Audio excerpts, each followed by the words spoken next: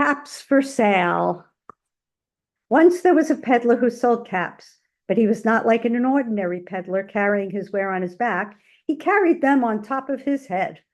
First, he had his own checked cap, then a bunch of gray caps, then a bunch of brown caps, then a bunch of blue caps, and on the very top, a bunch of red caps. He walked up and down the streets, holding himself very straight so as not to upset his caps.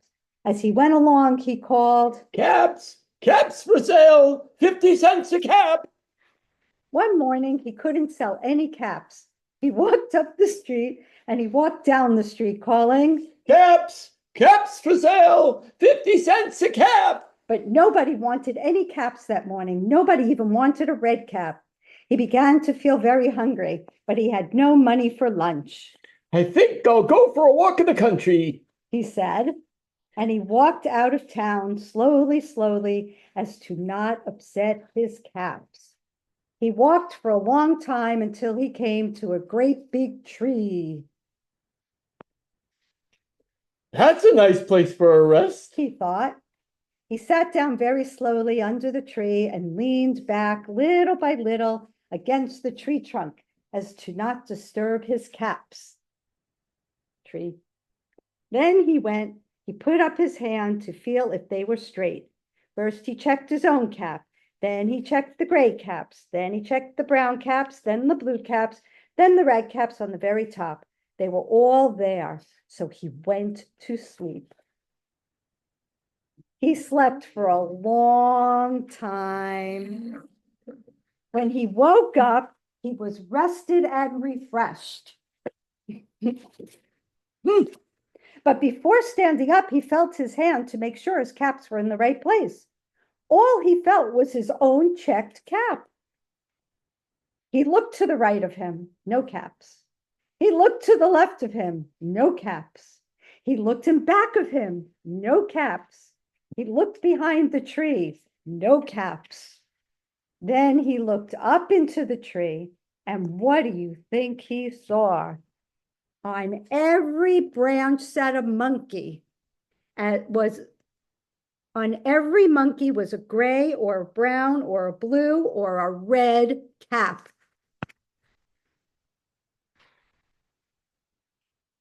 The peddler looked at the monkeys.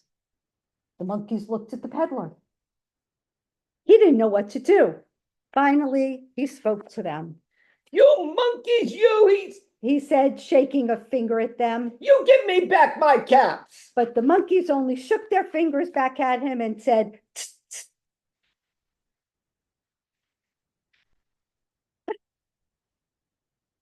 This made the peddler very angry. So he shook both hands at them and said,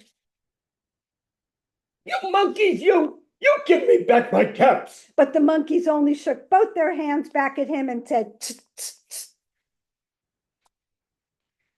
Now he felt quite angry. He stamped his foot and he said, You monkeys, you give me back my caps! But the monkeys only stomped their feet back at him and said, tss, tss, tss.